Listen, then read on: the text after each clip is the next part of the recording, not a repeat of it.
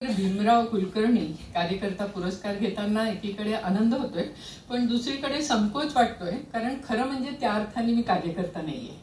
मी निवृत्त प्राध्यापक आहे रसायनशास्त्राचे आणि त्यातून मिळणाऱ्या पेन्शनच्या जीवावर मी थोडंफार काम करते.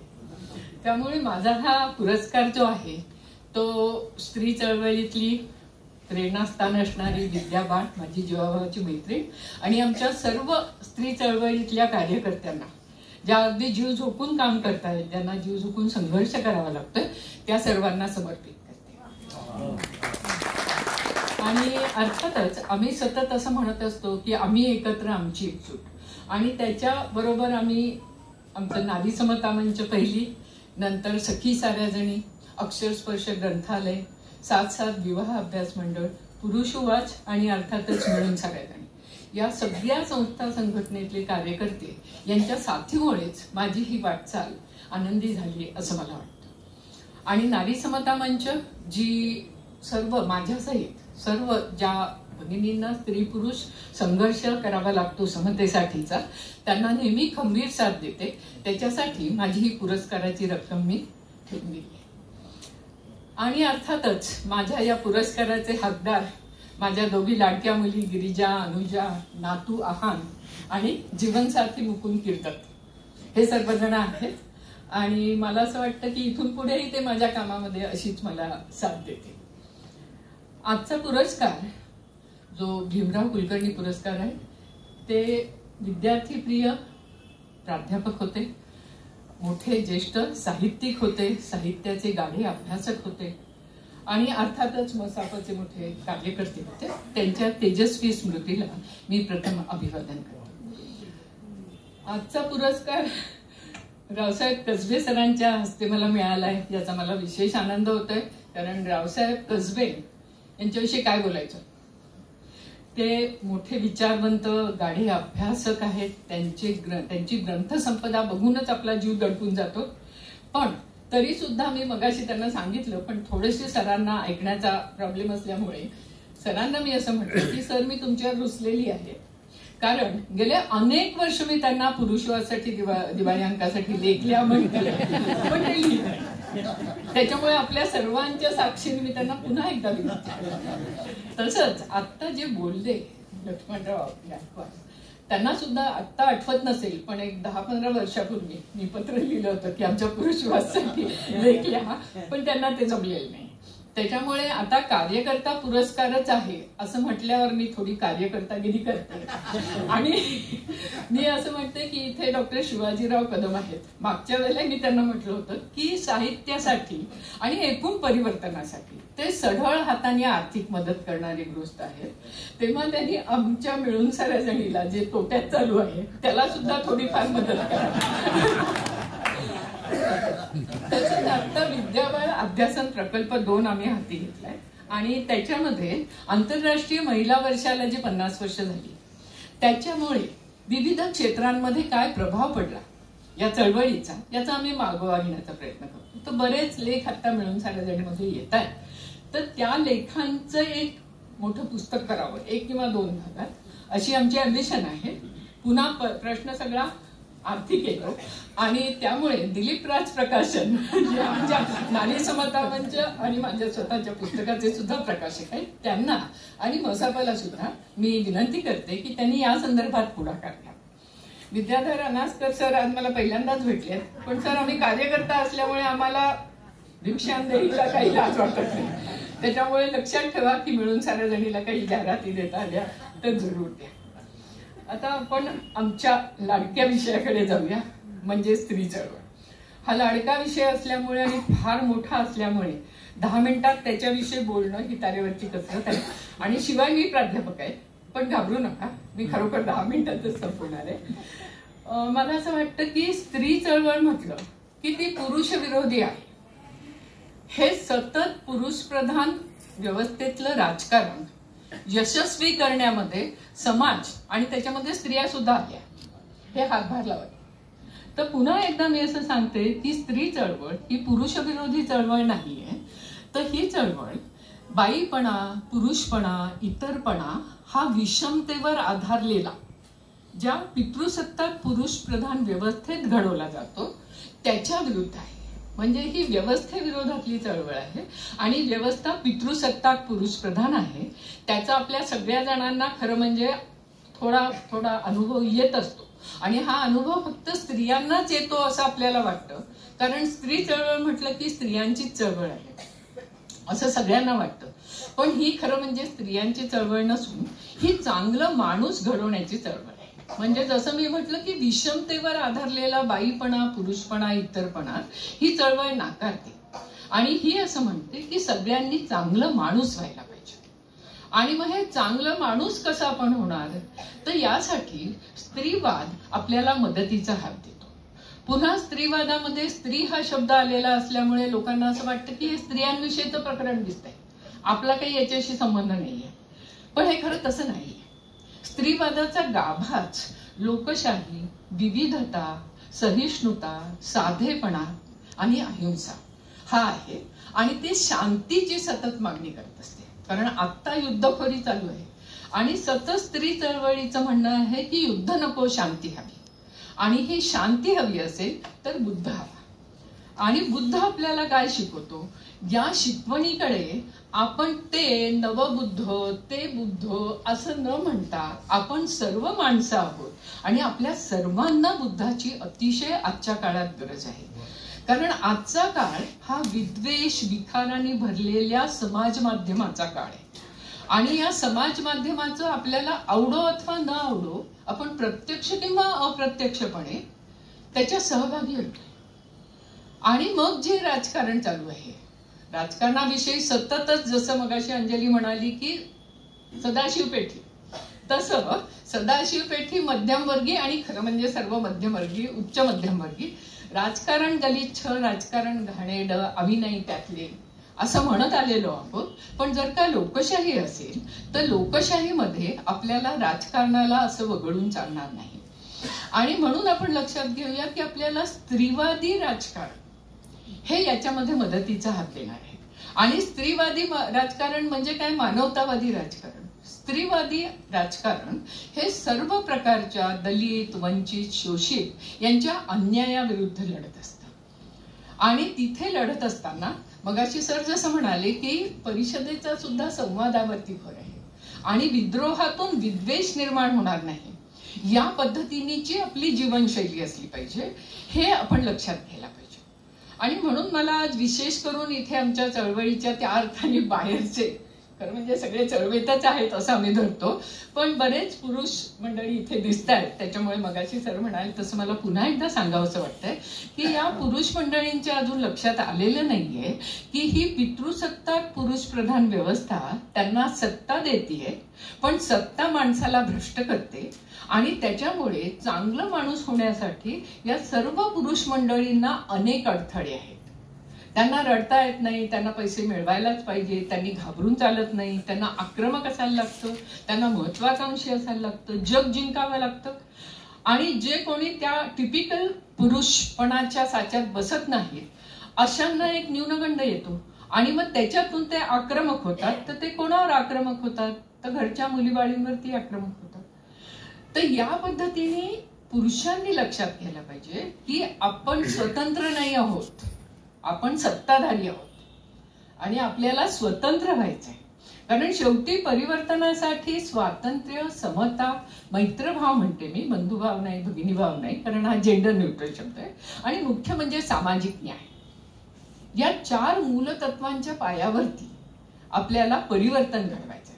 आणि परिवर्तन घडवण्यामध्ये साहित्याचा हात खूप मोठा असतो. कारण परिवर्तन घडवत असताना माणसाच्या मनात आधी बीज पडायला लागतं विचाराचं, परिवर्तनाचं. आणि म्हणून साहित्य याविषयी स्त्री चळवळ नेहमीच कृतज्ञ आहे. आणि जसं सरांनी आत्मचरित्राविषयी सांगितलं, दलित, भटके, विमुक्त पुरुषांनी पहिल्यांदा आत्मचरित्र लिहिली, मग स्त्रियांनी आत्मचरित्र लिहिली. पण मी नेहमी म्हणते असं मध्यमवर्गीय, उच्च मध्यमवर्गीय, सवर्ण पुरुष हे स्वतः आत्मचरित्र कधी लिहितात किंवा लिहितात का? आणि लिहिलं तर त्याच्यामध्ये त्यांचं फक्त कार्यकर्तृत्व असतं, त्याच्यात त्यांनी काही न कराव्या अशा गोष्टी केलेल्या असतात. उदाहरणार्थ घरामध्ये त्या कधी ते सांगतात का? आणि खरं म्हणजे हे सांगायला नको म्हणूनच ते आत्मचरित्र लिहित नाही, असा माझा एक दावा. त्याच्यामुळे मला असं वाटतं की खरंच पुरुषांनी विचार करायची खूप गरज आहे की आपण कोण आहोत. म्हणजे आपल्याला भले राजकारणात आज तुम्ही पेपर उघडून बघितला की सगळे पुरुष पुरुष पुरुष असं मी म्हणते, सर्वत्र पुरुष दिसतात आणि कुठेतरी टोकन म्हणून बायका असतात. मध्ये लोकमतनी संजय आवटेंनी आमच्या जाहीर केलं होतं की ज्या कार्यक्रमामध्ये एकही स्त्री नाही अशा कार्यक्रमाच्या आपण बातम्या देणार नाही. पण आपल्याला माहित आहे की रेटा जो काय आहे त्याच्यामध्ये संजय किती यशस्वी होऊ शकेल याविषयी शंका आहे. पण तरी सुद्धा त्यांची ही भूमिका आहे आणि ही भूमिका मला खूप महत्वाची वाटते. त्याच्यामुळे मला पुरुषांना असं म्हणायचंय की तुम्ही या पुरुषपणाच्या, पुरुषत्वाच्या, मर्दांगीच्या, मर्दपणाच्या साचेबद्ध प्रतिमेतून बाहेर व्हा.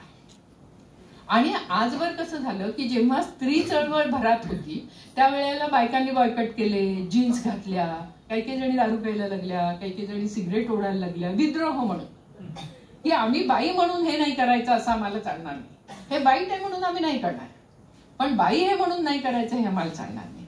किंवा ज्या पद्धतीच्या नैतिकतेविषयी आपण बोलतो, नैतिकता असली पाहिजे, पण नैतिकता ही धर्मनिरपेक्ष आणि लिंगभाव निरपेक्ष असायला पाहिजे ना. ती आहे का? तर आजची नैतिकता कशी आहे? स्त्रियांच्या लैंगिकतेला दुटप्पी याच्यामध्ये गुंडाळून टाकले लैंगिकतेला. त्याच्यामुळे स्त्रीच्या शरीराभोवतीच तिची फक्त नैतिकता आहे का असा प्रश्न स्त्री चळवळ सतत विचारत आली. आणि जेव्हा या पद्धतीने स्त्रिया बोलायला लागल्या त्यावेळेला आम्ही घरफोड्या, स्वैराचारी अशा स्त्रिया म्हणून घोषित केल्या गेल्या. अर्थात त्याला कोणी घाबरलेलं नाही. आणि आता नंतर जसं सर मगाशी म्हणाले तसं लोकांना स्त्री चळवळीचं महत्व कळायला लागलेलं आहे एकीकडे. दुसरीकडे वैष्णवी हगवण्याची जशी आत्महत्या झाली, अतिशय शोकांतिका आहे ती बघून असं वाटतं स्त्री चळवळ आहे का नाही. आम्हाला बरेच जण असं विचारतात कुठे गेली तुमची स्त्री चळवळ. तर स्त्री चळवळ आहे, पण आजचं जे सगळं वास्तव आहे, ज्या वास्तवामध्ये सर्व भांडवली बाजारी व्यवस्था झालेली आहे, सर्व व्यवस्था भ्रष्ट झालेली आहे आणि पैशाभोवती दुनिया फिरते, त्यामुळे यांना एवढा पैसा असून वैष्णवीच्या सासऱ्यांना इतक्या गोष्टी कशाला हव्या होत्या. आणि त्या पुढे जाऊन आम्ही असं म्हणतो की हव्या होत्या तर हव्या होत्या, पण त्यांना तिच्या वडिलांनी का दिल्या. आणि ती सांगते आहे की मला त्रास होतो आहे, तरी तिला पुन्हा तुम्ही एका अर्थाने मृत्यूच्या खाईतच ढकलताय ना. आणि म्हणून नारी समता मंच गेले 30-40 वर्ष सतत म्हणते की हुंडाबळीसाठी जसा सासर जबाबदार आहे तितकंच माहेर जबाबदार आहे. आणि त्यामुळे आपण लक्षात घ्यायला पाहिजे की आपल्याला आपल्या मुलीला आत्मसन्मान शिकवायला पाहिजे, तिच्यामध्ये आत्मविश्वास जागा केला पाहिजे. आणि आत्ताच्या बाजारी याच्यात म्हणजे काही जण मग कसं म्हणतात की या मुलींनाच हे सगळं पाहिजे ना, त्यांना 2 बेडरूमचा फ्लॅट पाहिजे, नवरा चांगला नोकरी करणारा पाहिजे वगैरे वगैरे. अशा खूप म्हणजे एकीकडे वैष्णवी सारख्या मुली बोलत नाहीत म्हणून मरून जातात, स्वतः मरणाला सामोरं जातात किंवा त्यांचे खून होतात. आणि दुसरीकडे मुलीच म्हणतात आता 1-1.5 वर्ष व्हायच्या आत, 6 महिन्याच्या आत त्यांच्या लक्षात येतं की हे काय सासरचं खरं नाही, हे काय माझ्या पार्टनरचं खरं नाही. आणि त्याच्यामुळे मग त्या घटस्फोट घेतात. मग त्या घटस्फोट घेतात, घटस्फोटांची संख्या वाढलीये, तर आपण काय बोंबाबोंब करतो की बघा आजच्या मुली कशा आहेत, त्यांना काहीच समन्वय करायला नको, काहीच तडजोड करायला नको, जणू काही पुरुष सगळे शहाणेच आहेत. म्हणजे आजवर जे स्त्रियांनी सहन केलं तसंच सहन करावं अशी समाजाची सुद्धा धारणा आहे. ही धारणा बदलायला पाहिजे. म्हणजे जसं नरेंद्र दाभोळकर सर म्हणायचे की विवेकीकरण म्हणजे काय असतं, तर समाजाची प्रमाण मूल्य बदलणं. आणि समाजाची प्रमाण मूल्य आज काय आहेत, तर ती पुरुष प्रधान आहेत. आणि मग ती पुरुष प्रधान मूल्य बदलायला पाहिजे. लक्ष्मणराव सरांनी मगाशी सांगितलं सर तुम्ही की तुमची काय अवस्था आहे, त्यानंतर तुम्हीच लगेच म्हणालात म्हणजे तुमच्या स्त्रियांची काय अवस्था आहे. म्हणजे कुठेही गेलात अगदी गर्भश्रीमंत घरातली स्त्री काय आणि लक्ष्मण गायकवाड सर म्हणतात तशी त्यांच्या सगळ्या भटक्या विमुक्त समूहामधल्या स्त्रियांची स्थिती काय. त्याच्यामुळे स्त्री चळवळ ही आजवरच्या सर्व चळवळींमध्ये अतिशय कठीण गुंतागुंतीची अशी चळवळ आहे. कारण ती घरापासून सुरू होते, घरापासूनच आपल्याला संघर्ष करायला लागतो. म्हणजे एरवी तरी विस्थापनाची चळवळ असेल तर आपल्याला कुठेतरी कलेक्टर कचेरीवर जाऊन मोर्चा काढायचा आहे, कोणाच्या तरी विरुद्ध जाऊन बोलायचंय. पण इथे ज्याच्याबरोबर आपण झोपतो त्याच्याबरोबरच आपल्याला भांडायचंय.